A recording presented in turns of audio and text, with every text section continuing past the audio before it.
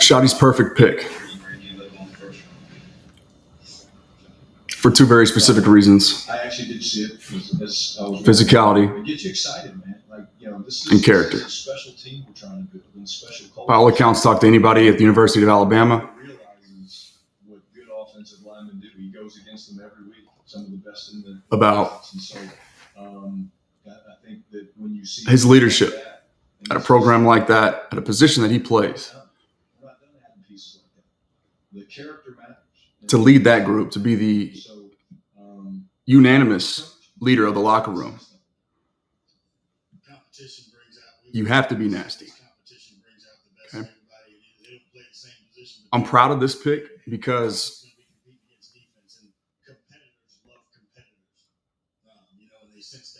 I wore a lot on the chin for it. I'll tell you that. But beyond that,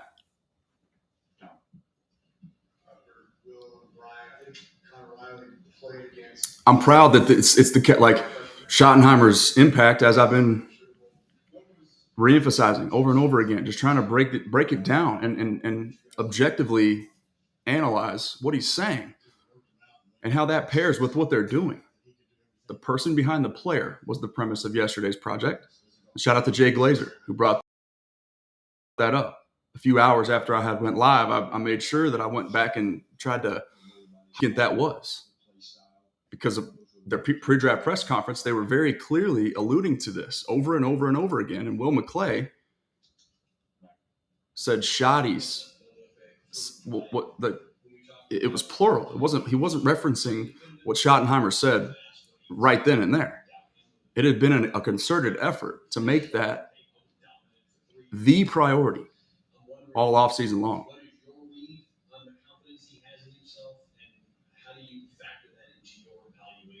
So I'm proud that Schottenheimer's influence is enough to where he's saying enough. And I'm also proud that it seems as if when you, as I mentioned, when you combine Cooper Beebe, who is a certified mauler at the guard position, so he's already big enough as oversized for a center as it is, but he plays way bigger. You've got 6'4", 330 across the board in your offensive interior.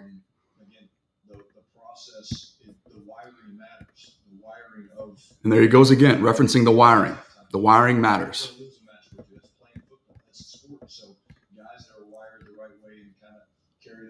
This is, as I wrote, let me share this with you so that you can see it. I know I'm still having issues with the camera. Just I've already there's movement behind the scenes to get this situation solved. It's annoying to me too, but we'll overcome and fail forward just like we always do. Y'all know how this camera tries to be the star of the show. But why is Tyler Booker the Schottenheimer's perfect draft pick? Let's talk about it.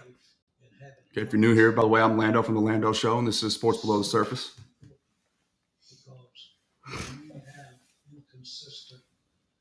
This was never for me team trenches versus team wide receiver.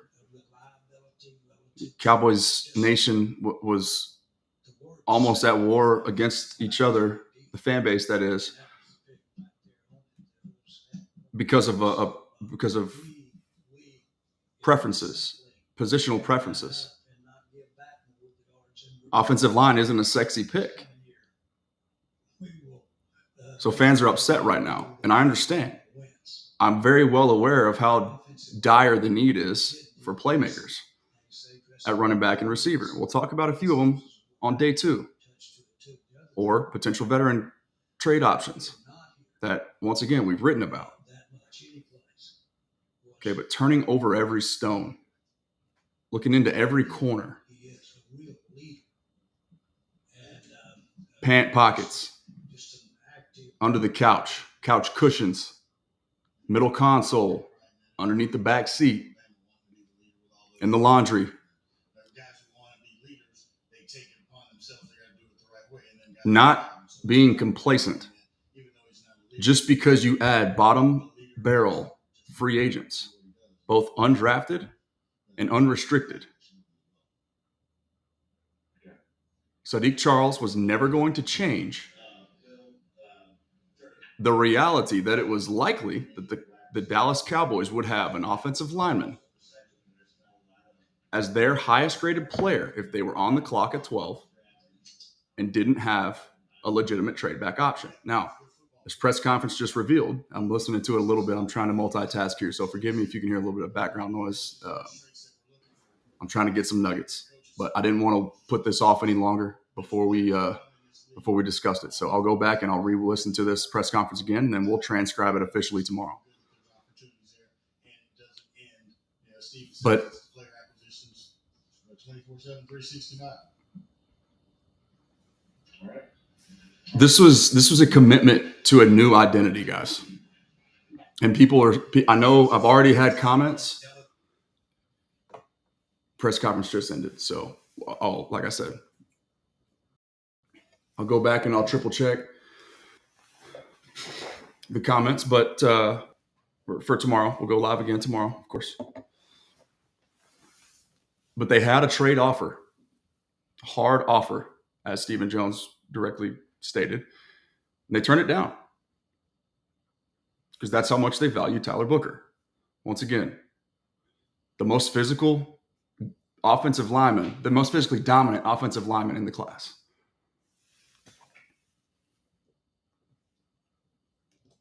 Go live on IG over here real quick too.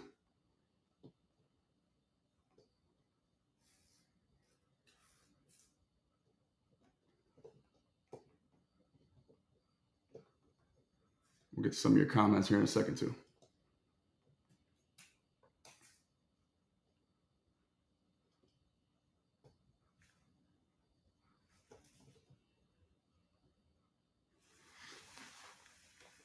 Somebody that's in the YouTube section currently doesn't mind. I guess somebody in the Instagram section will let me know as well how the audio sounds. I got this microphone on this other side too for the people on that side. So y'all just gonna have to let me know if the audio sounds okay. But we'll keep trekking business as usual over here on YouTube.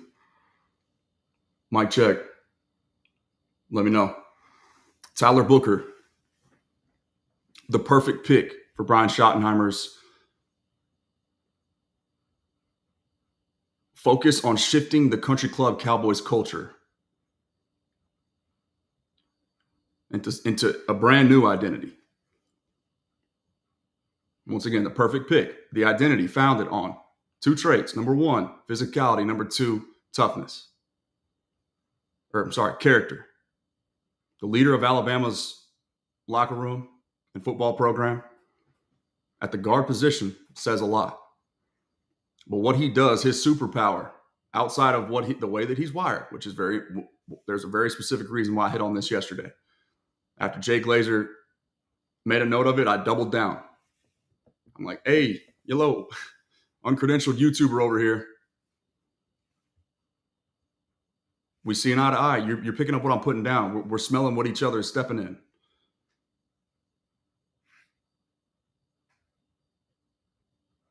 This is a commitment to a new identity.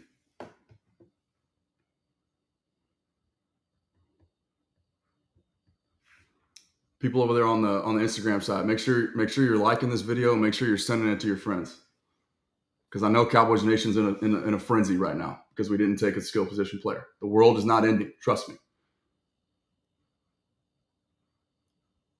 And if you've been following along the way that my friends over here on the YouTube side have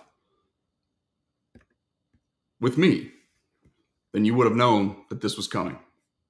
Not just a possibility, but a likelihood. It's a boring pick, right, Bar? See, but that's the thing. If you're not okay, if you're not right, structurally sound up front, and particularly in the middle, guys, this isn't just about me being right for the last 2 months. This has been my philosophy, my my underlying sentiment dating back to the second San Francisco 49ers playoff loss.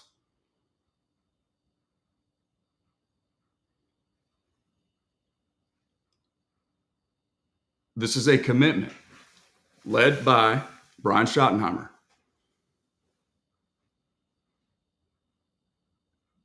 to becoming the bully as opposed to the one who's getting bullied. They had an opportunity to trade back Brandog, and they turned it down. That's what they said.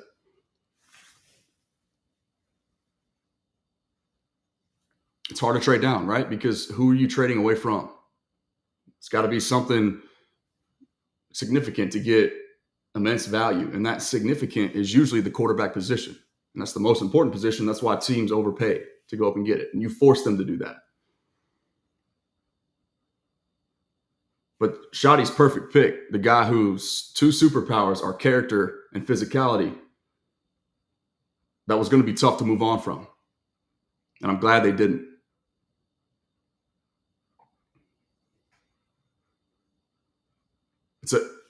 It's a you will see a different approach offensively this year. I promise you that. But yes, I mentioned that on Twitter as well. I'll show the people over here on YouTube. I need to get back and focus on them. That's where I want everybody to funnel to if you haven't already. It's the best place to find me right now.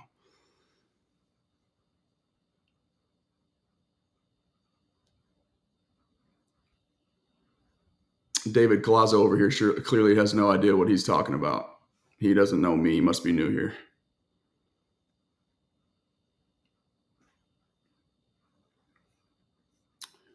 But needless to say,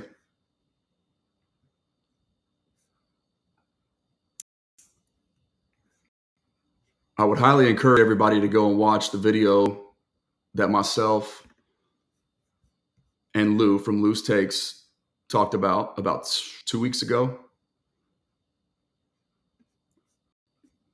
with the thumbnail titled O-Line at 12.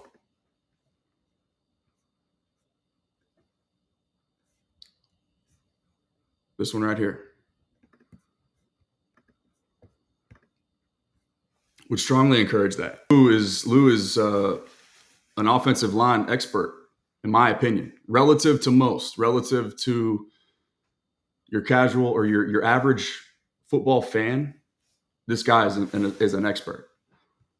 Put him right there at the top of the list alongside Vosh Lombardi in offensive line play.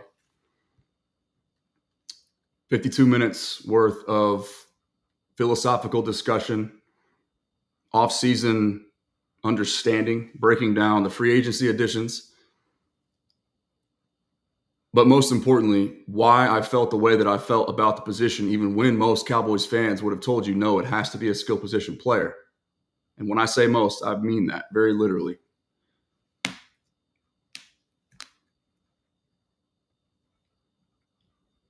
People used Schottenheimer's words about Brock Hoffman, as evidence suggesting they were set. Remember the bar fight reference. Hopefully you guys are familiar with that by now.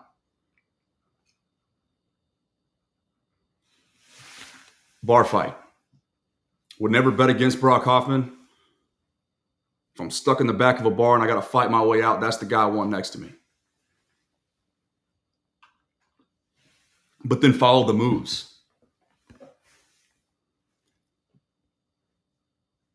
Call of Duty says, love what you do, bro. Keep it up. Appreciate that. JT, if Jinty or T-Mac were there at 12, we wouldn't have taken offensive line. That's correct. I agree with that. Ryan Peralta's in the house, of course. Chris Johnson says, what up, Lando? Brian Rios, Booker has also been working with Duke already, correct? Actually, I'm not sure about that, but I believe that is the case, yes. I have heard that. I don't know that for sure. I'm going to obviously be checking up on that pretty soon. So let's talk about this article a little bit. And once again, offensive line at 12, my collaboration with Lou from Lou's Takes. Please do not miss that, especially now. The Cowboys had a Hall of Fame-sized hole at right guard. And this is cowboyscountry.com, by the way. Landon Holyfield, cowboyscountry.com. All my written work goes there. And Instagram doesn't want to hang out. So we will go to TikTok.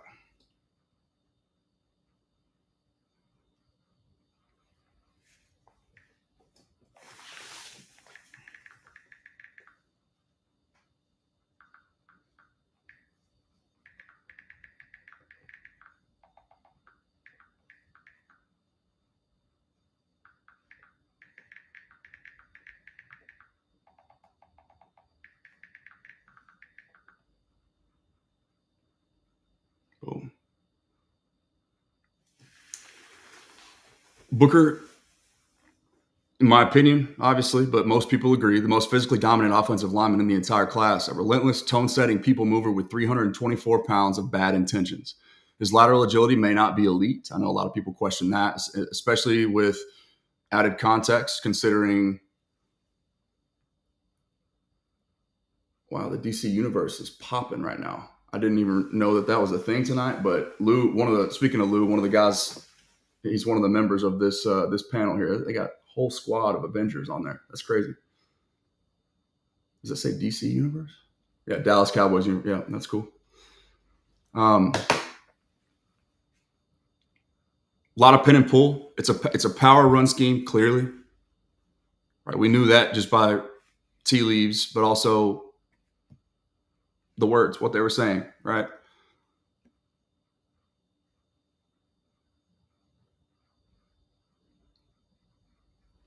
You got to be able to move in Clayton Adams' new scheme.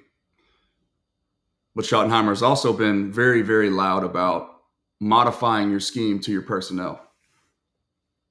If you check the top two boxes, the MO of the offseason for the Cowboys, character, physicality, and they can work with you if you're just a little bit less or a ways away, a little bit over par.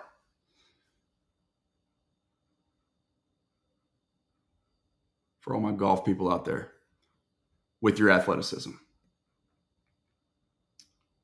As an offensive lineman, it's not your number one job to be athletic, especially not as a guard.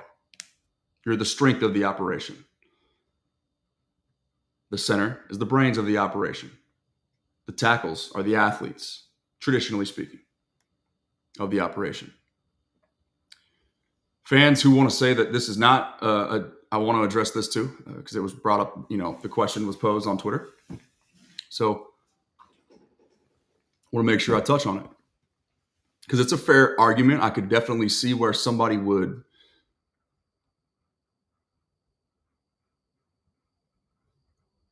Salam, what's up, man? I'm guessing you're at work right now, but I hope that your shift is going well so far, brother, and I hope that you're excited about the pick, as I am. Shout out to you. Thank you for being here. We'll touch on that in just a second here, Edwin, if that's okay. Let me get TikTok fired up over here real quick before we continue. I'm getting free products. Let's go live.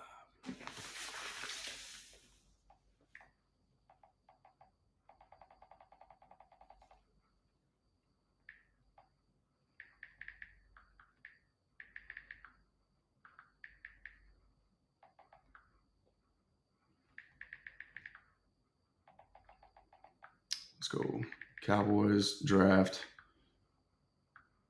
Perfect pick.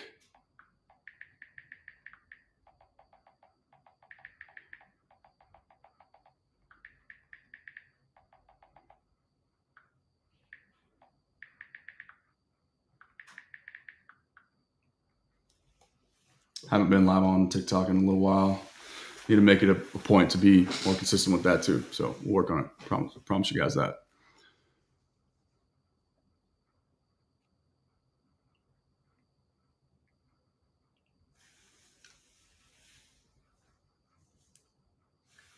If the Cowboys take an offensive lineman named Tyler or Smith,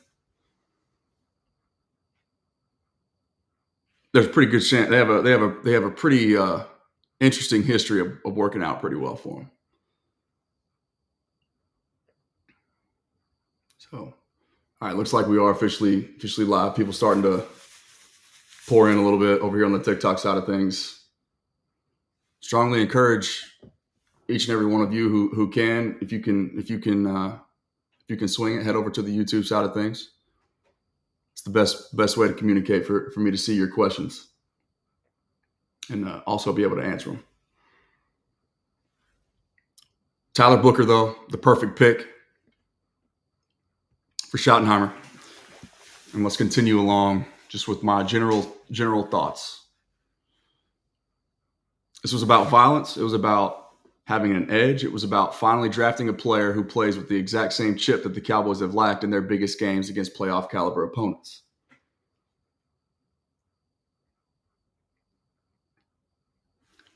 There was a Hall of Fame sized hole at right guard, and expecting that to be filled once again with a bunch of undrafted and unrestricted free agents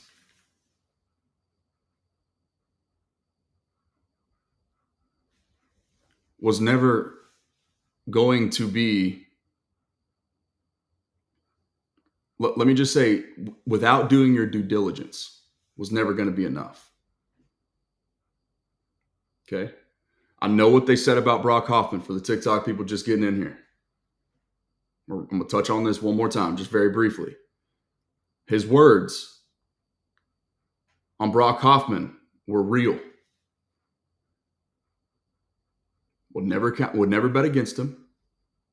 When Nick Harris from the Fort Worth Star-Telegram asked him how much faith or trust he had in him being a 17-game starter, Schotty said, "I'll never bet against Brock Hoffman."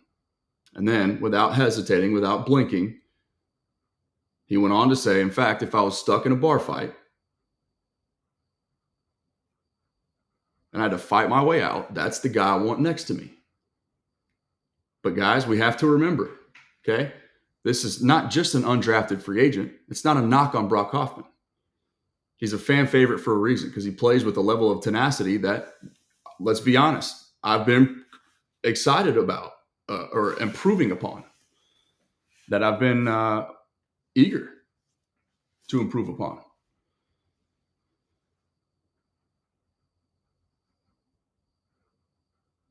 But this is a converted sinner that we're talking about.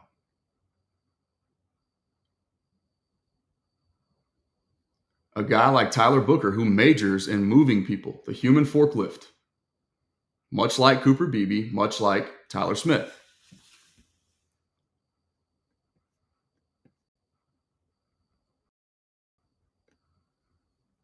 It gives them the ingredients to have one of the most physically dominant interior offensive lines in the entire National Football League.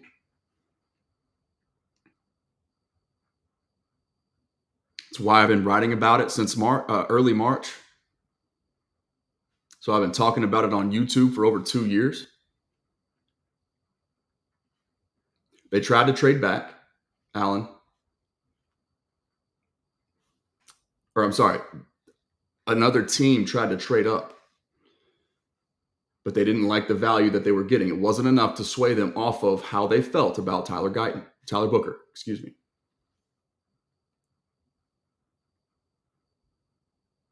Cowboys fans, I know it stings to those who, I mean, it's not the sexy selection, okay? But it's different.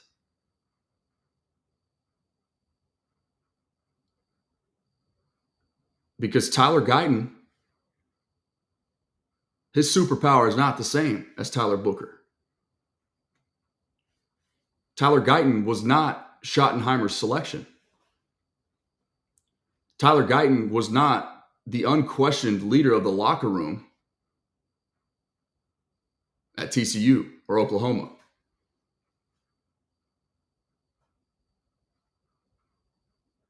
Tyler Guyton is still a spring chicken in this sport, much less at the position.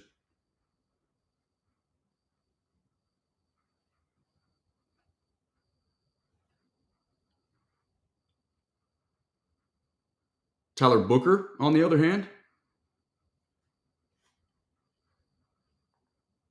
steady as they come, nasty and physical as they come, but the unquestioned leader of the Alabama locker room. Character and physicality. Those are his two superpowers. Tyler Guyton's superpower was elite athleticism for also elite size. You don't know how to play football yet. We're working on that. But to expect him to come in his 5th year playing the sport, his 3rd year full-time as an actual offensive lineman, on top of flipping sides and replacing a Hall of Famer who just retired a few weeks ago, or I guess a week and a half ago, was always foolish to expect a seamless transition. But even more so than that was to expect Sadiq Charles, who retired from the sport last year because he doesn't love it. The number one trait that we talked about. How much do you love football? The person behind the player.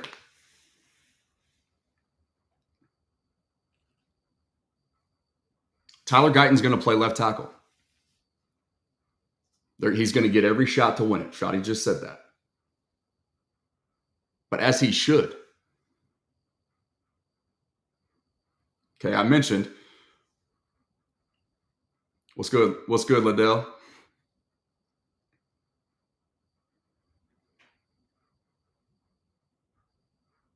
That was cool. I agree, Addison. That was cool.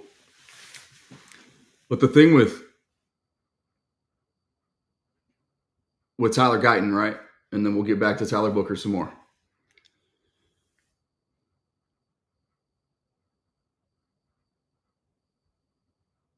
What Duke Manyweather said, the O-line mastermind, who is, for those unfamiliar, offensive line coach, world-renowned, but is not associated or employed with in any capacity by the Dallas Cowboys. But look at the resume of offensive linemen that he's trained. Zach Martin was one of them, if that tells you anything. Speaking of Zach Martin, they have Tyler Booker in the exact same stratosphere as Zach Martin coming out, as far as physicality and leadership are concerned. What did Tyron Smith say in his retirement speech about Zach Martin?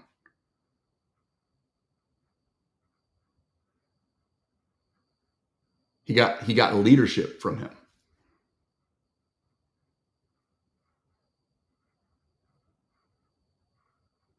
Think about who you're going to have to block in your own division. Much less, we ain't even thinking about getting to talk and having, postseason discussions yet.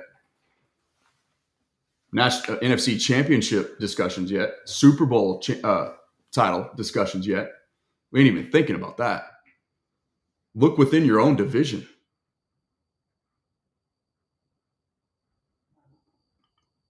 Jalen Carter, Dexter Lawrence, Jordan Davis,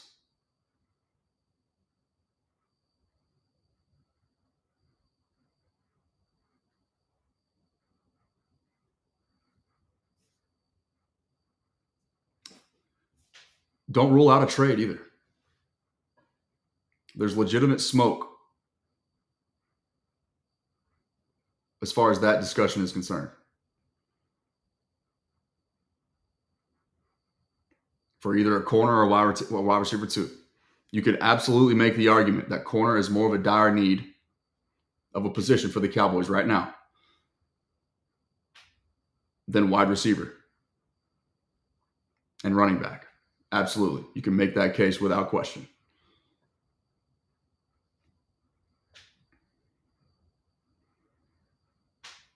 And by the way, if you're new here or if you're over on the TikTok side of things, we're making the push to 5K on YouTube. 70,000 plus strong across all platforms of mine. They can't be wrong though. So join the community and help us continue to push this thing.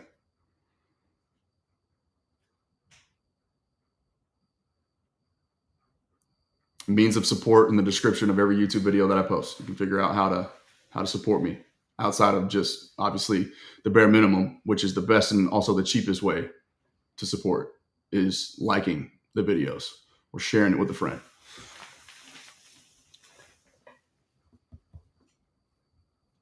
And once again, I'm Lando from the Lando Show, and this is Sports Below the Surface.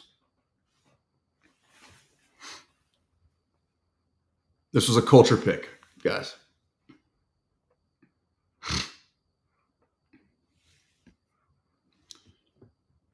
There's a different brand of football that's going to be played in Dallas.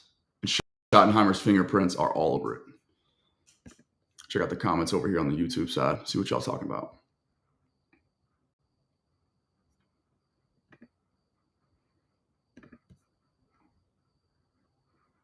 David says, give Lando a thumbs up. Dude puts in the time. I wish I could do what he's doing. You can. You absolutely can. Just takes a little bit of commitment, and that's about it. Just keep showing up, man. Corner is a more difficult position. Wait, hold up for just a second.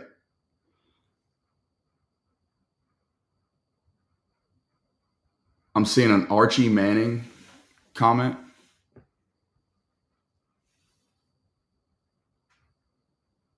Over here. I'm just going to give a few seconds for that person to either clarify or correct themselves on what they mean about that. Because we can absolutely have that discussion. And I can shoot it down very quickly.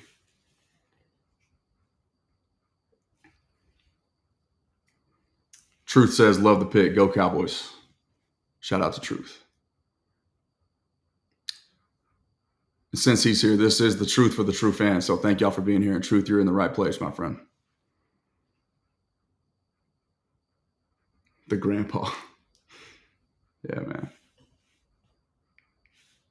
I shouldn't let that trigger me, but I mean, I cover the Texas Longhorns too, so it's just one of those things. But it's what triggers me more than the way that people mispronounce his name or don't know it is the fact that they have no idea that he's not even going to be entering the 2026 NFL draft. Yeah, you feel me, Addison. Hope you're doing well, by the way, brother. I miss you, man. But I'm proud of you. I see you growing, spreading your wings and flying too, man. You deserve it. Keep it up. Okay. Are we all on the same page about why this is the perfect pick? Why it was necessary all along? Why I went through, I can't even tell you guys how many projects dedicated specifically to O-line being not just necessary, but very likely, very in play, very much a need as far as improvement is concerned for your roster, for your run game.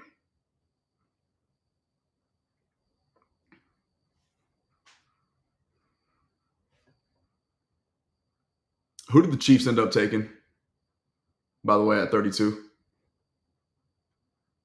I think I missed that when I was trying to get set up here.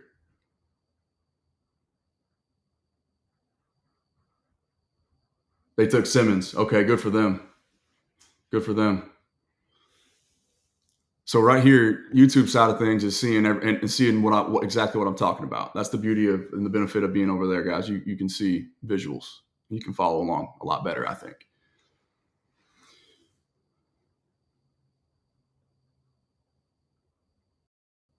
Just meta-analysis on the things that they're saying and the way that they're operating.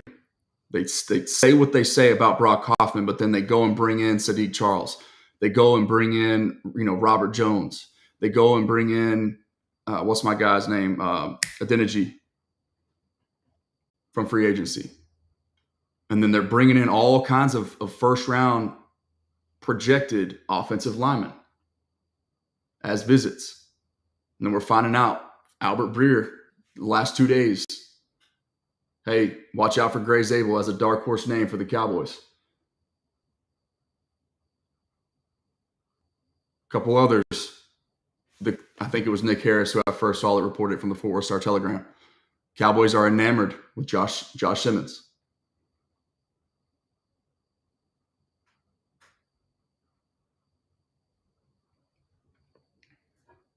I marginally prefer Henderson, very marginally. But I will tell you this: if the Cowboys are on the clock and they have those 2 tags touching between Henderson and Judkins, based on everything I've reported on the way that they have operated as a result of Brian Schottenheimer, I'm telling you right now, they're going to take Quinshon Judkins over Travion Henderson because of the physicality. You put him behind that interior trio that they got now. Y'all realize the Cowboys, Brock Hoffman's 300 pounds. Okay. The Cowboys average at guard and center between 3 players are 6'4", 330 pounds.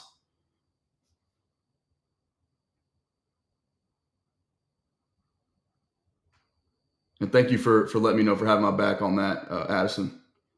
The YouTube link is in my profile still. Is that correct? I know it used to be there, but I haven't checked that in a while. I don't even remember if I accidentally changed it somehow. Because a lot of times what I'll do is I'll sometimes go and insert a new URL, a different link that people can go and watch my most recent video. So, okay, perfect. I appreciate you picking me up there. Thank you. No, Hoffman's not going to start. But I think you got a really solid, think about it though, right? A lot of people wanted that to be the case. Once again, this is a converted center, guys. He's not even a guard in nature. That's not right. In his background, he was a center coming in. I mean, he had some versatility, but he's light. There's only so much bar fight that can get you out of an uncomfortable situation when the lights come on. When Jalen Carter is kicking your ass. Dexter Lawrence. Who else did the Commanders just add on their defensive interior? Did they get Hargrave? Did I dream that? It was Hargrave, wasn't it? Yep. Hey, brother.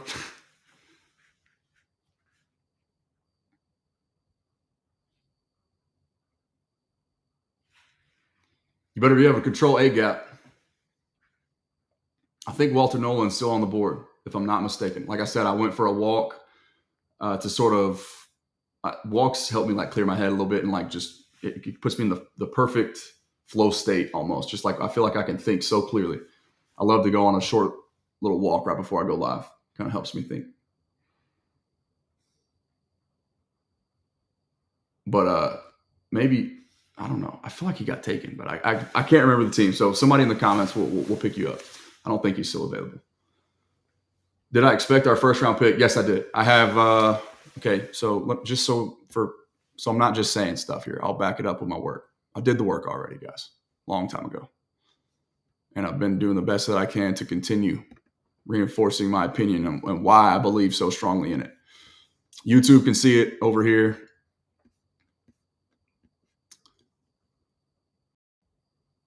I wrote about Hoffman truth, Cowboys bar fight, lineman receiving message. This was right after they brought in Sadiq Charles, I believe. All right. So ask yourself, guys, just think about it. I'm not a genius.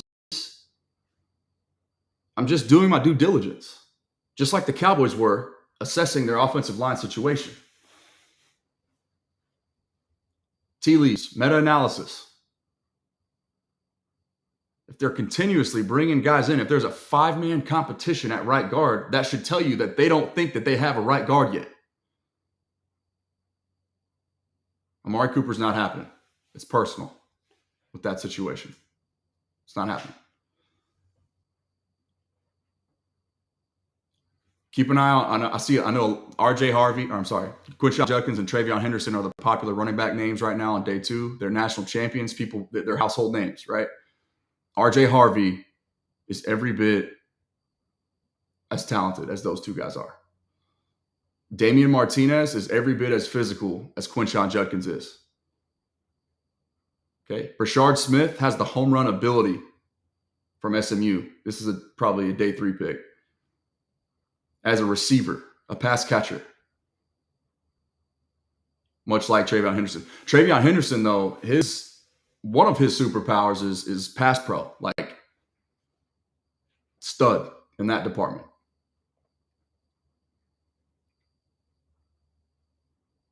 Javonte Williams, I think that was sarcasm if I'm reading that correctly. Addison, that's funny. But yeah, I like Javonte a good bit. But he's more of a pass catching specialist at this point. And we know that's what Schottenheimer likes him for. So yeah, you probably want to pair him with a thumper if it's going to be a committee approach. Probably going to prefer Javonte Williams in the game on third downs over Quinshon Judkins, right? The Travion Henderson thing, why people thought he may sneak into the first round, was because he actually has the ability to do both. People just were a little bit uncertain with the injury history, and then also his ability to be a true workhorse in between the tackles too. I think he can. It's not his superpower, right? That's Quinshon Judkins. That's how. CD Touchdown says, I'm done. What you done with? Okay. When did I first write about? There was one where I said, because I knew there was so much, it was like across the board, every Cowboys fan was like, has to be a receiver, has to be a receiver, has to be a receiver, round 1, has to be.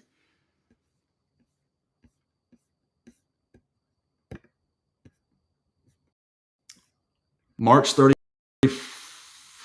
Okay, yeah, March 31st. So 3.5 weeks ago, I guess. I started trying to prepare people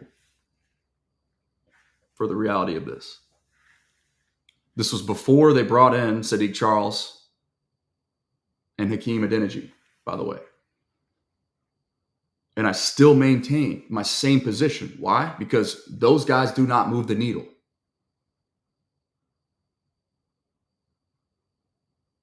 Brock Hoffman, as much as fans love him, rightfully so, as much dog that he possesses,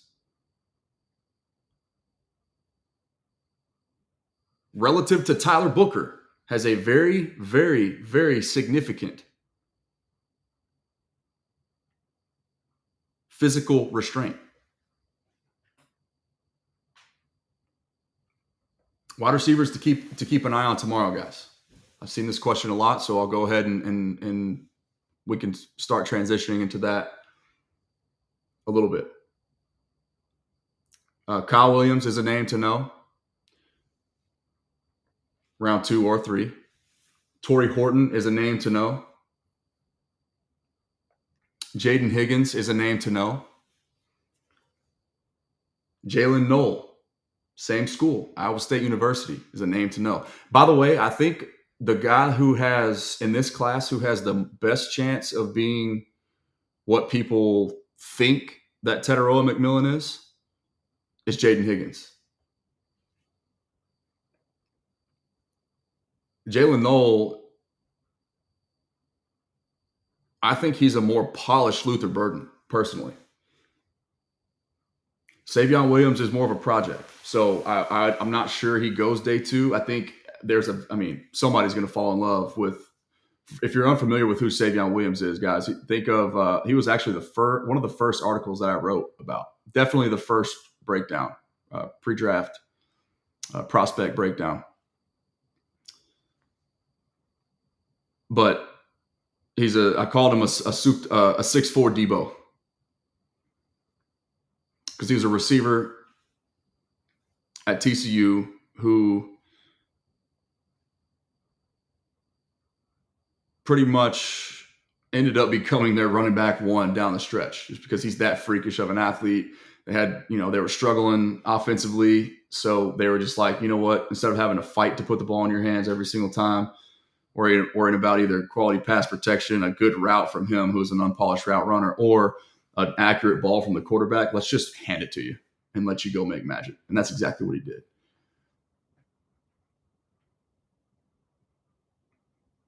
YouTube should know for sure. I know the YouTube side of things definitely knows who Savion Williams is. Carson Schlesinger, David, he says, don't be surprised if we go linebacker tomorrow. Linebackers absolutely in play. A lot of people thought Carson Schlesinger could sneak his way into round one. There's some Cowboys high-ranking people who have said, I think it was Brian Broaddus, the Cowboys think that Carson Schlesinger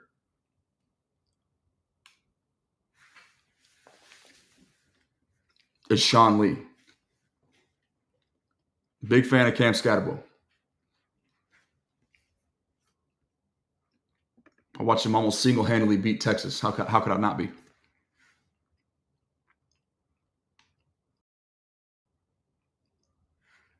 R.J. Harvey, though. It's a running back name to know. I think if he wasn't 25 years old, he's in the exact same conversation or tier as Travion Henderson. But guess what?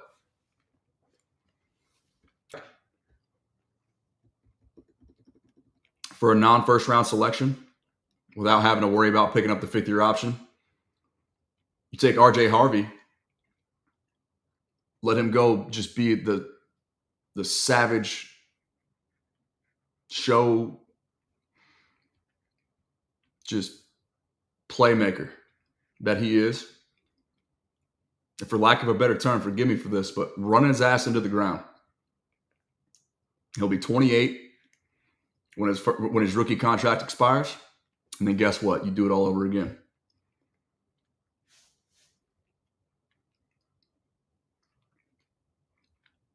I think if you don't find a wide receiver in round two, you're not finding one better, or I'm sorry, on day two. So tomorrow, either second or third round pick, or you trade for a veteran. I'm going to keep teasing that because I believe that that's in play as well right now.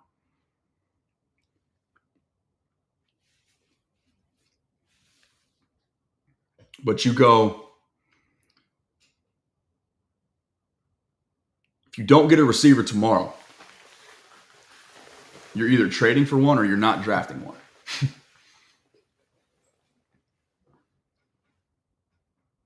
Because nobody on day three is likely to be better than what you currently have. Jalen Tolbert, I guess, is the line of demarcation. Why not get Breece Hall? So I wrote about that today too. That's a great call, great pivot.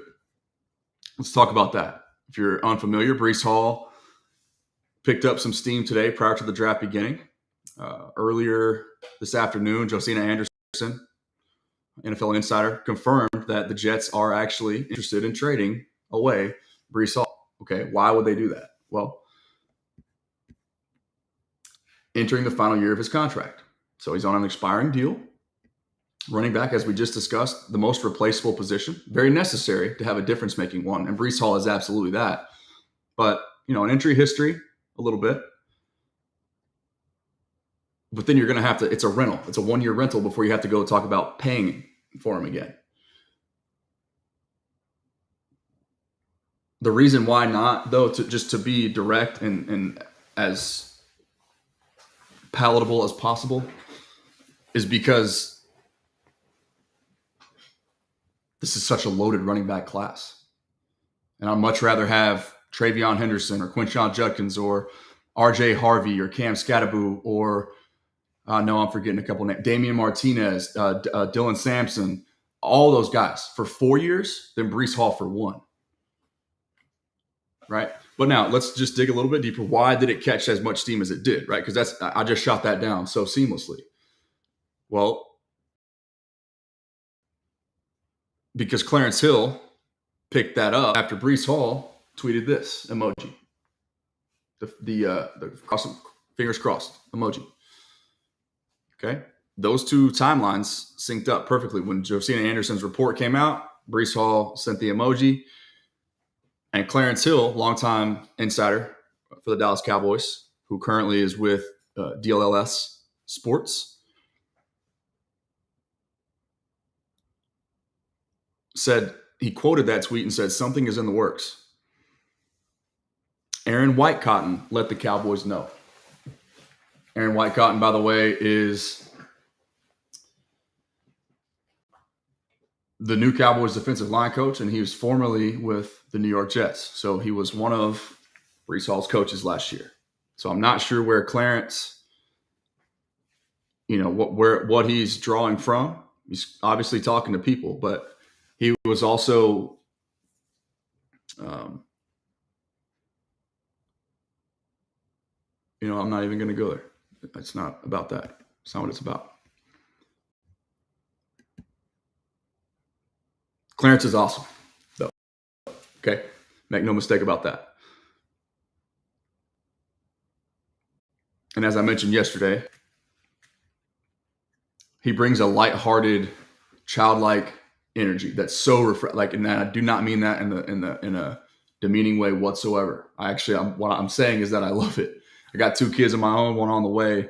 Viewing life through that childlike lens is something that I wish I could do more often. I wish more people possess the ability to do. But I'm telling y'all, though, right now, you're going to have a corner. It's back. Once again, it makes it difficult, but we're going to talk about why you could still get a corner, a receiver, and a running back all on day 2 if you really wanted to. I strongly disagree, Mark. He's a significant needle mover because there ain't nobody that you had on the roster that wasn't a bottom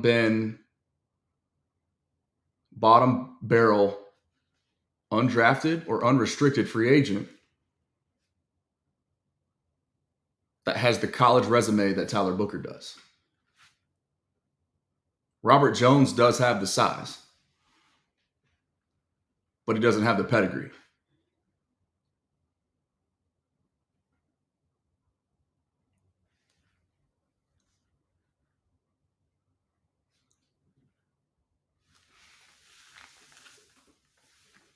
Without beating a dead horse, I'm gonna stop right there. But if I have to continue elaborating, I will gladly do so. Y'all just gonna have to let me know.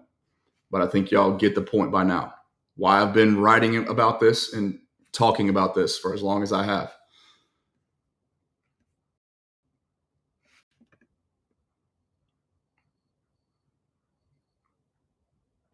You absolutely need another defensive tackle. Yes, you do. But I think you find a backup one tech on day 3. I think corner, receiver, and running back are significant needs. And we're going to talk about how you can get 3 of them. All 3 of those positions covered tomorrow. And yes, the Cowboys only have 2 picks right now on day 2. I understand that. I've already written about that too. So all bullet points are professionally posted for the whole world to see, but especially for me to refer to. It helps keep me on track, and I love it. CowboysCountry.com, that's where you can find me. All the work all the written work that I do gets posted there.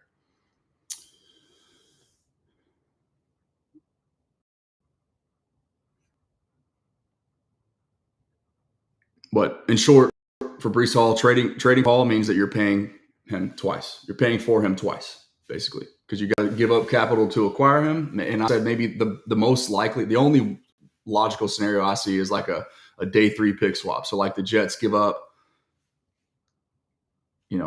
a 6 in exchange for Breece Hall and the Cowboys 5th, or Breece Hall and the Jets 6th for one of the Cowboys 5ths. So they basically jump ahead around, but the Cowboys don't lose a pick, if that makes sense. They still get a player. So it's basically you're sacrificing the last year of Breece Hall's contract because he's walking next year in free agency anyways. So you might as well jump up 20 some odd spots or 30 spots or whatever in the draft and try to get somebody that you have created significantly higher on your board. Capitalize if and while you still can, if that's what you want to do. If you're a team that's not ready to go win it right now, which the Jets clearly aren't. Good call, James, by the way. DJ Giddens is a fantastic name to keep in mind, keep a close eye on, especially, think about it, Cowboys offensive line coach. There's two of them now, right? Which is another reason. Schottenheimer's history, and then two offensive line coaches in the building now, each with different titles. One's your officially. But Connor Riley was DJ Giddens' offensive line coach and offensive coordinator last year at Kansas State.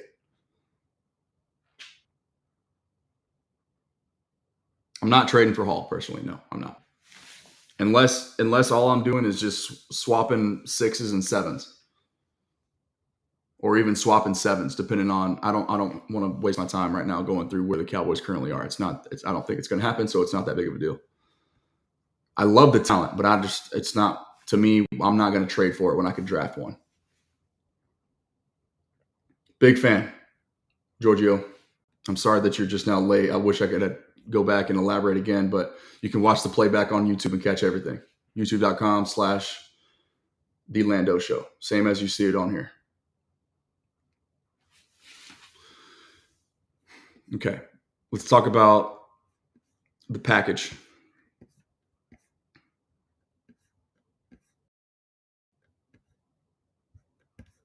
If I can find it, it's going to take me a second to figure out when and where I wrote that.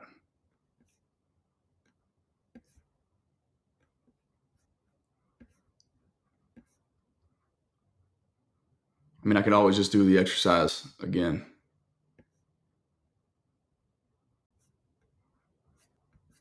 Where did I write that at?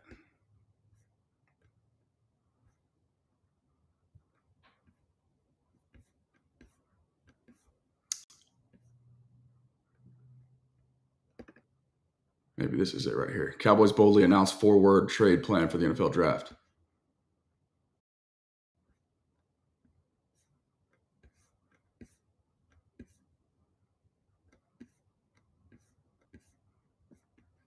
And it is worth, so this is where I wrote about the compensatory draft pick formula ending on May 2nd. It's actually not May 2nd, and I figured out where that mistake came from yesterday.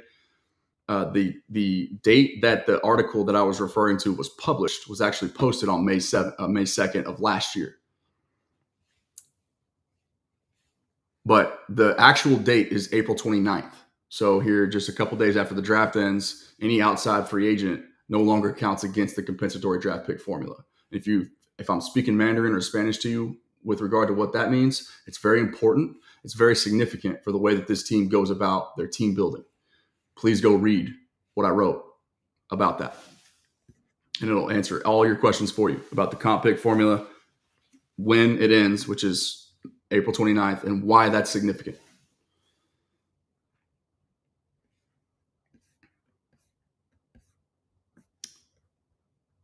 Needless to say,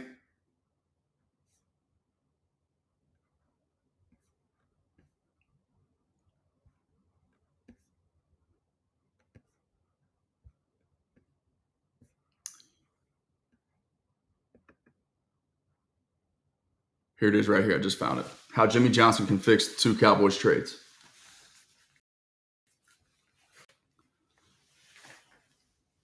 The trade chart was something that on a few weeks back as well. And then we elaborated a little bit more in the form of this article here titled How Jimmy Johnson Can Fix 2 Cowboys Trades, referring to the 4th round picks that they dumped for Trey Lance and Jonathan Mingo. And by the way, it's worth mentioning that Jonathan Mingo, the jury's still out on him.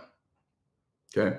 Wasn't a fan of I called the trade for his services at the time a slap in the face, because it still feels like that's what it was. But the jury's still out. In fairness to Jonathan Mingo, we haven't seen him perform yet with Dak Prescott. So before we write him off, we need more body of work.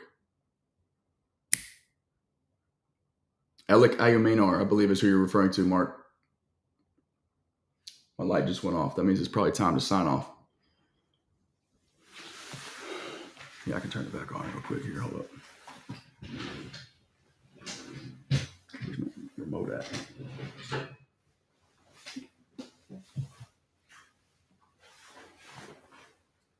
What the heck did I put it? Oh.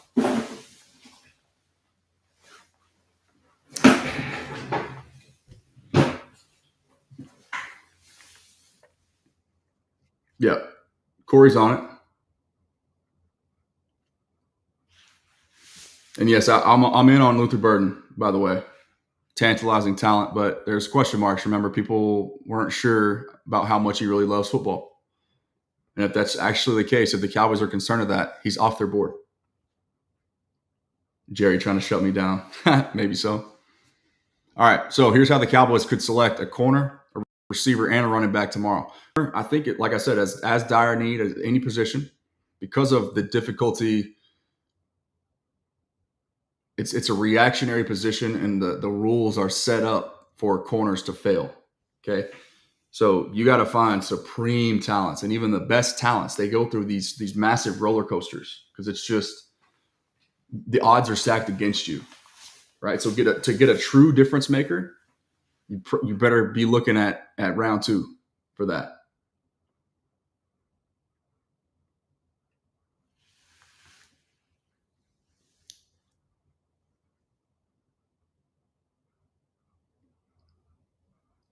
The Cowboys were tied to Siobhan Ravel. There's a couple other names.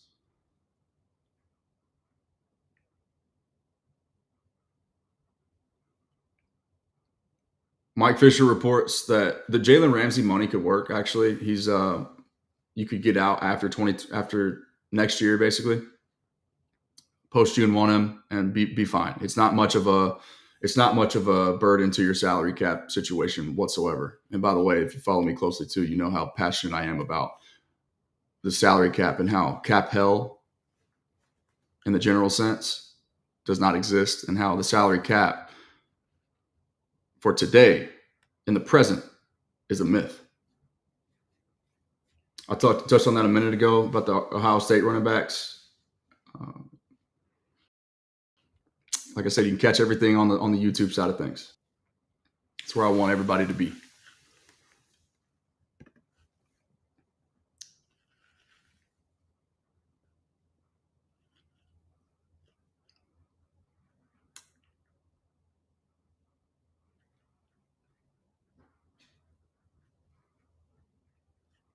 Darren Tyson, I like what you're saying, man. Common football fans don't understand the true X's and O's. Zach Martin has left the building, and the Eagles and the Giants have great interior defensive linemen. Grab the most aggressive one in the draft. This is an A-plus pick. Trust in Will McClay. Let's go. Yeah. And just so we're clear, it's not all Will McClay. I want to make sure that I emphasize over and over again until people all see it the same way that I do, or as many people as I possibly can get to see it the way that I do, with Schotty's fingerprints being all over all this stuff. So getting back into having 2 third-round selections, or was it the 4th? Okay, basically, so this exercise here was get your 4th-round pick back. So get back into the 4th round. That's the sweet spot for running backs, I think. And I mentioned Damian Martinez earlier and RJ Harvey. Both of those 2 guys were on the Cowboys 30 visit list. Okay, but they currently hold 2 5th-round picks. Pick 149 and 174. Okay? Not blockbuster assets by any stretch of the imagination. But they do represent a chance to clean up your past mistakes. Or at least what we think are mistake, plural. I said, and once again, hear me when I say the jury's still out on Jonathan Mingo. We don't know yet because he didn't get to play with Dak. Trades are still very, very realistically in the equation. Here. And I'm about to talk about one right now as we speak. Cowboys still have 9 picks remaining. 10 guys aren't going to make this roster. 10 rookies, that is. It's a lot of draft capital.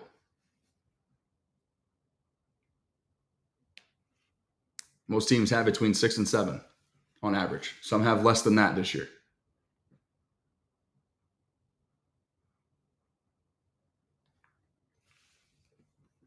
Picks 149 and 174. Could buy Dallas a shot, and you can jump higher. You could get back into day 2, I think, pretty easily, but you would obviously most likely have to package a future day 2. So Jimmy Johnson's draft trade value chart, which is actually it's not Jimmy Johnson's trade value chart. Most people think it is. He's kind of the one who made it famous. He's the one who gets all the credit, but it was Mike McCoy who really he was the brains behind this board here that now every single team uses some version of. All right, and YouTube can see exactly what I'm talking about here. I think it's called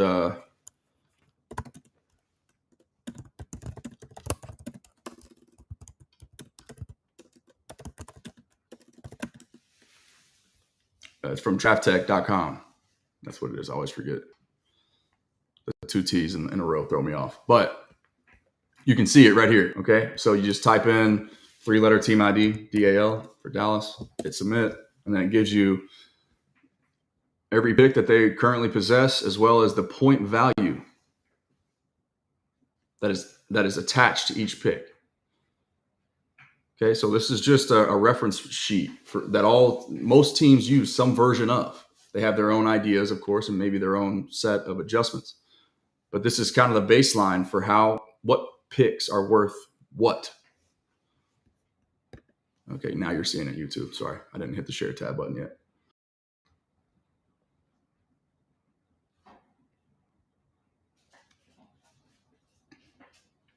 So the Cowboys' first 5th-round pick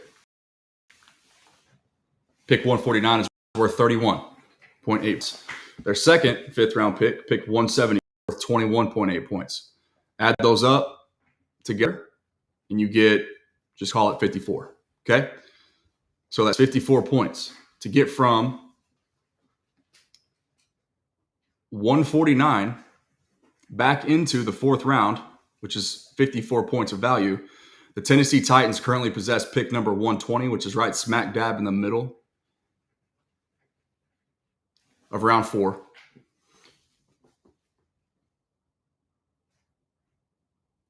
Those 2 Cowboys 5s would be worth 1 Tennessee Titan 4.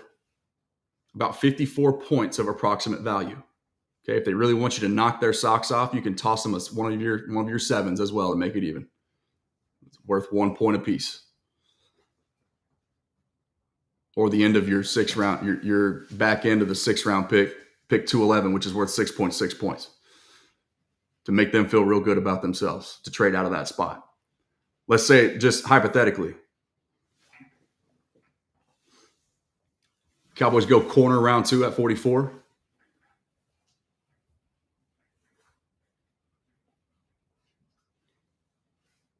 Receiver in round 3 at 76.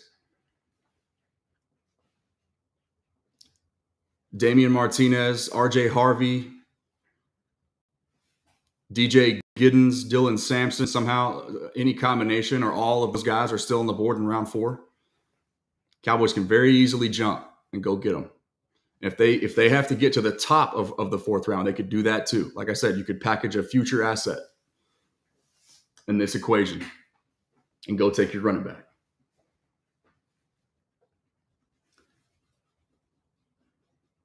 I know that they're kicking the tires on trades.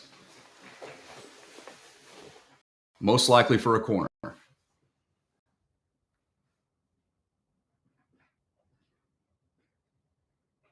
So there might be some sort of there might be a news leak that happens before we even go to bed tonight, where we're hearing some stuff about something along those lines.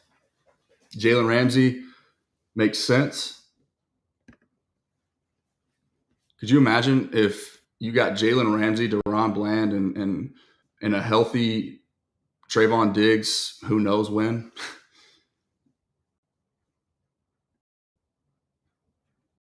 It'd be a pretty fun trio to watch. No update on Gilly. That's going to be. I mean, he's 34 years old, man. He clearly wants to still play. He was in the building for a reason during the pre-draft press conference. I think that's a fallback plan, assuming everything else falls through. The board doesn't fall right for them to take a corner in round 2, and they're unable to either, swallow their pride and overpay aggressively. It's one of the knocks on this front office that I will continue to stand by until they prove to me otherwise. Show me the testicular fortitude to be aggressive and go make something happen, make a big splash for a free agent that you don't have to worry about depending on how much a rookie loves it. Have to worry about him busting. Just overspend a little bit. Swallow your pride and go get a proven product. And you're right, they never ever do. But they're certainly hinting at it. I like Luther Burden. I just don't think the Cowboys do.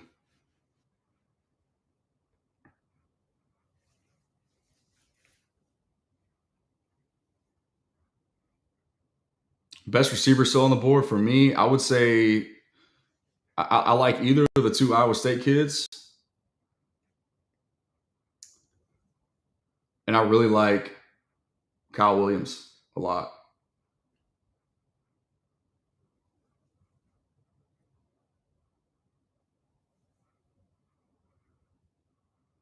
Yeah, I don't think they like him.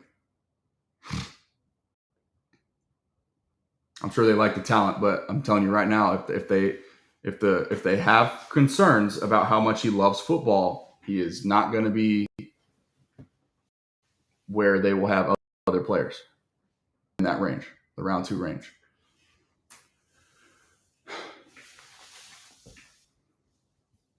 So the whole point about that exercise, though, the Cowboys could get back inside the top 120.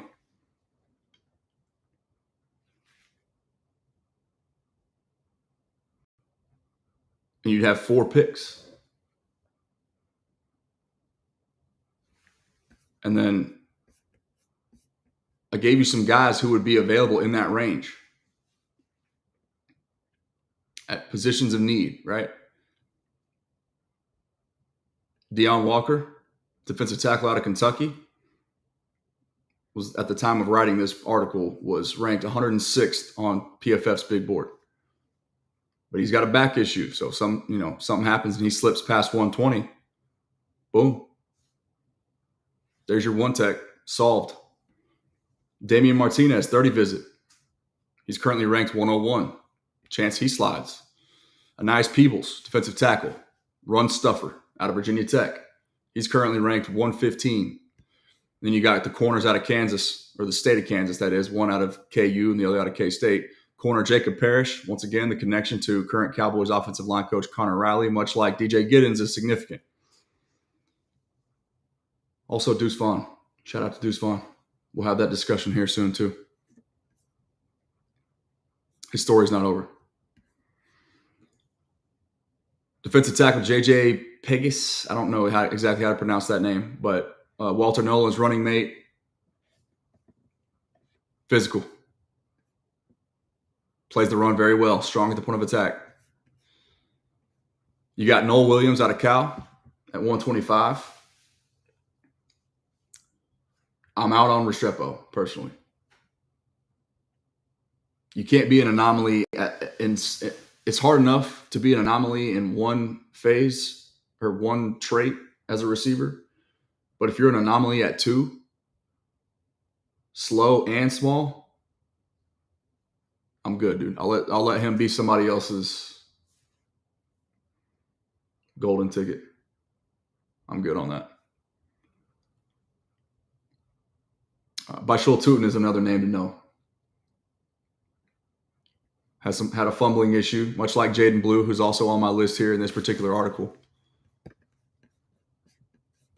You guys can see these names on YouTube now. I apologize for that. Torrey Horton, another name, ranked 135 at the time of this. Brashard Smith, he was a Dallas Day guy, if memory serves, because he's from SMU. So Cowboys took a second look at him without having to designate him as one of their top 30 pre-draft visits. Torrey Horton, though, banged up. I said Jaden Higgins may have the best, maybe the closest thing, like the Dollar General, Tedero McMillan. Torrey Horton would probably like to have a word, though. Elite measurables. Just battled through some injury stuff and didn't necessarily have the production. So he slipped.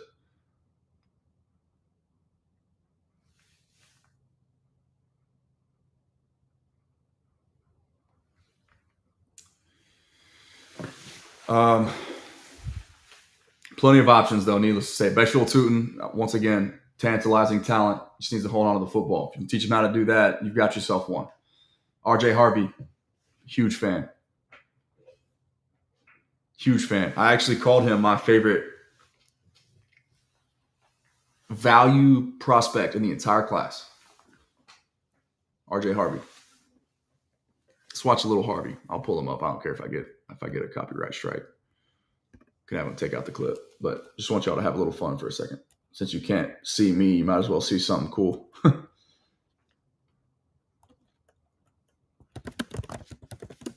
Watch this kid, man.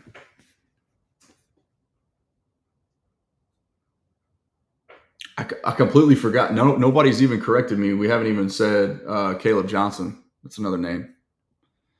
But here you go. Watch RJ Harvey for about a few minutes while we talk here. Look at this dude, man.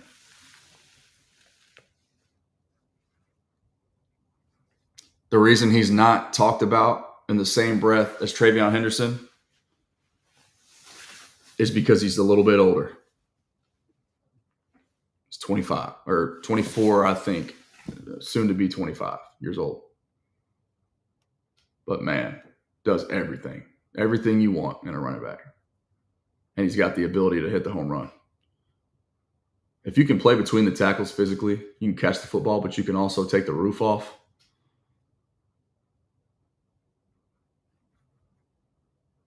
Gotta have it, man. He's got a little Tony Pollard in him, but I think he's sturdier, personally. He's lower to the ground and he's a little bit heavier.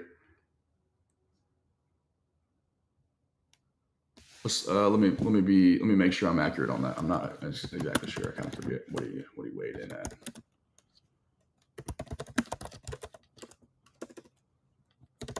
I got to get up out of here, guys. My head's killing me. Need some sleep. Yeah, so he's compact, dude. He's 5'8", 207. So that would be equivalent to like a Derrick Henry if you 6'3", 250, right? Tony was 6 foot, 215. This dude's 4 inches shorter and almost the same weight. Like, I'm telling you, he's a bowling ball, but he's as shifty as they come, catches the football well, and he's got game breakability. You're done with the organization after what they pulled.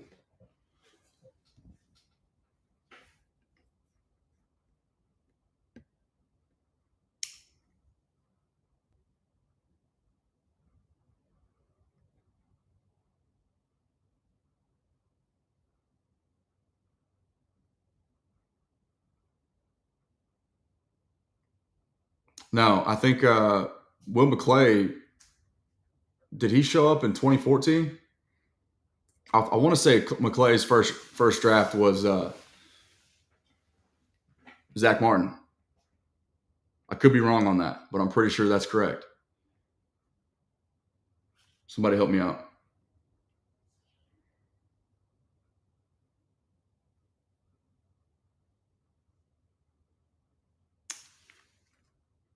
Was McClay?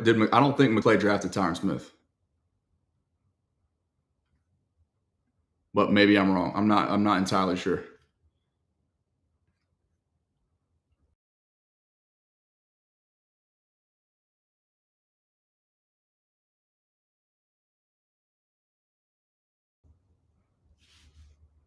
Once again, I don't think the Cowboys like Luther Burden. Oh, you guys can see me again. Let's go. Heck yeah. See how ugly I am. All right. Shout out to the official partner of the Lando show, by the way. Yeah, but he wasn't running the draft. He wasn't running the draft, is what I'm talking about. 2014 was his first year as a director of scouting. Is that correct? Pretty sure that's correct. I would almost put a rack on it. If I had a rack to throw on it, I would. Anyway, it doesn't matter. Okay. There's a discount code right there, by the way. Top right of the screen. 10% off. The best and fastest growing golf apparel manufacturer in the game. You got something for everybody.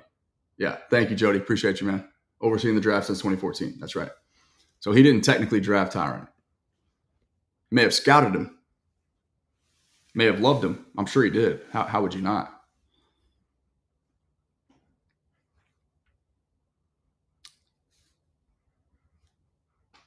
What else are we forgetting before we roll?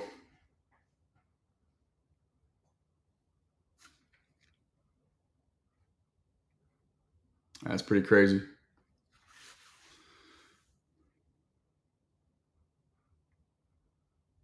Oh yeah, I don't know what I haven't been.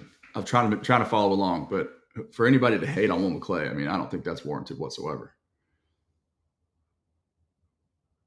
I think the Cowboys' Pro Bowl appearances since of drafted players. I forget, somebody had a stat, but they had like 43 more Pro Bowl appearances from guys that they drafted dating back to, like, I don't know, say 10 or 15 years ago. I forget what the stat was, but it was. Jerry wasn't wrong at the podium when he said they're one of the better drafting teams in the league, because they are.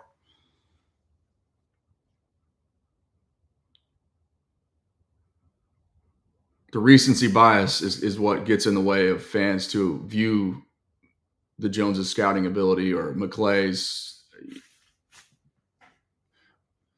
what McClay does, right? Just the scouting department as a whole from an objective lens. I believe round 2 is at 6 tomorrow. Is that correct? Pretty sure it's 6 o'clock.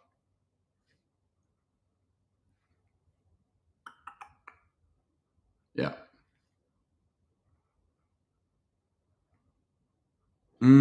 Salam, I don't hate where your head's at there, but they're very different players as far as short area quickness and just physically. Hunter Lipke is every bit of what he's got to be 6. I'm going to be accurate. Hold on, let me just pull it up. They're very, very different profiles though, and skill sets as ball carriers. Hold up. But I love where your head's at as far as just having a battering ram anytime you need to defer to him. Yes, I agree. They need to find a way to get him involved a little bit better in the run game this year. No question about it. Yeah, okay. Hunter Lipke, 6'1", 240. That's right. That's about what I thought. I mean, he's a fullback, really. Cam Scattaboo is, if he's as tall as Hunter Lipke is, he's a first-round pick. But he's 5'6", so he's going to go on day 3. It's funny to me how many people, the folks that are banging the Cam Scatterbo drum as heavy and hard and loud as they are, and I'm not knocking them for it. I don't hate them for it. But they're probably the same set of people that are so obnoxiously against Deuce Vaughn. And not even just saying now. We're talking about when he was selected all the way up until now. It's been the same energy. Guy who led the FBS in all-purpose yards. Okay? Same type of production, or as far as impact goes, as Hunter Lipke. Or, golly, time to go to bed. Cam Scattaboo. Right? So y'all pound the table for Cam, but Deuce isn't big enough. So we got to be careful talking out of both sides of our mouth with that.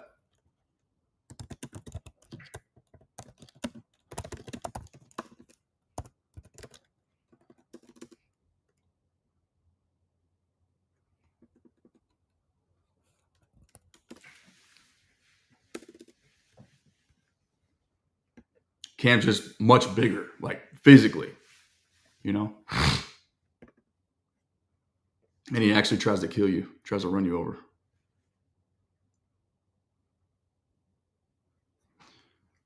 Camera just cut out again. So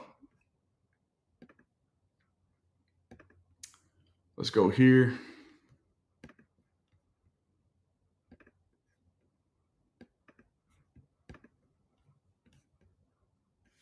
Someone have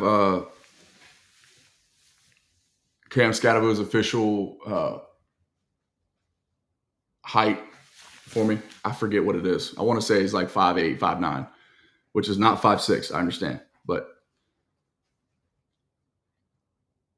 significantly bigger. But point being, his height or his size is what kept him from being a first-round pick. It's so dumb to me. I hate that personally. If you can play, you can play. 5'10", okay, yeah, that's about right. They have a similar skill set, but different, definitely different players as far as size goes. I guess I didn't realize he was quite that tall. Okay, let me see.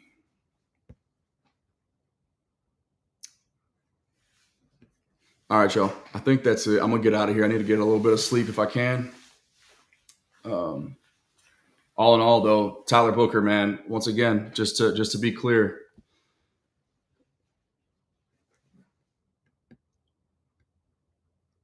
this is a pick. It's Schotty's perfect pick because of the two superpowers, the two traits that he's best known for. The most physically dominant offensive lineman in the class, who was the unquestioned leader of Alabama's locker room. You pair those two things, and you got a significant chance to have something pretty special, right? 6'4", 334 at center.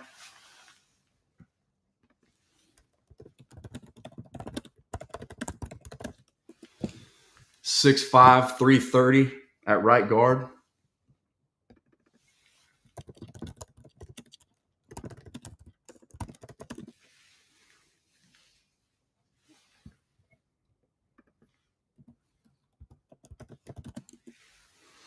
And 6'5", 333 at left guard.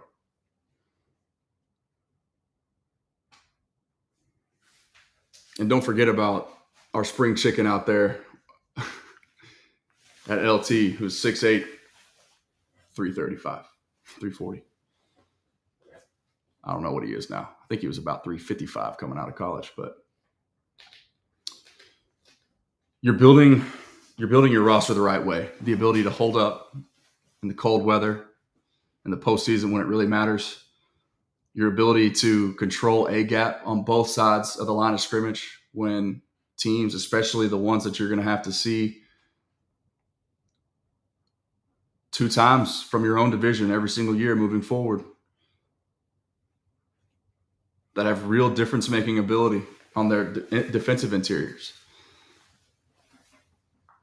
But then you got to go play teams like the Lions, teams like the Niners still, who are going to be a problem once they figure out their retool situation.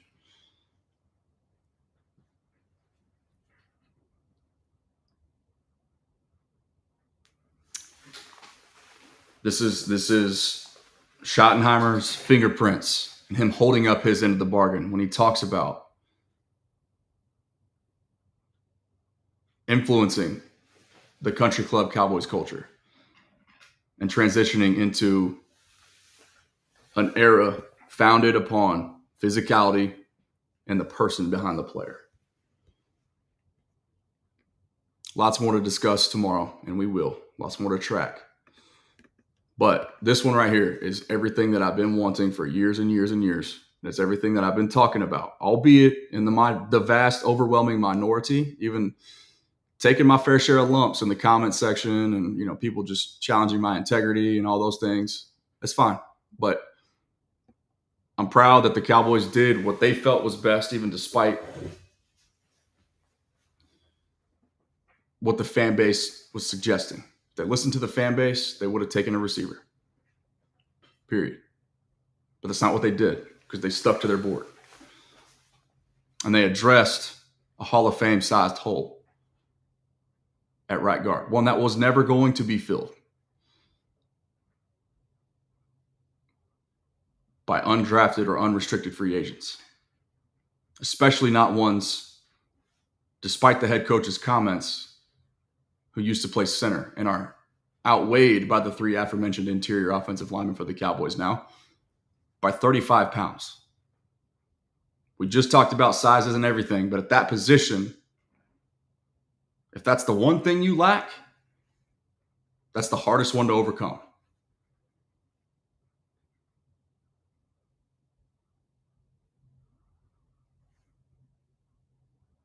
Your physical traits are what get you into the league.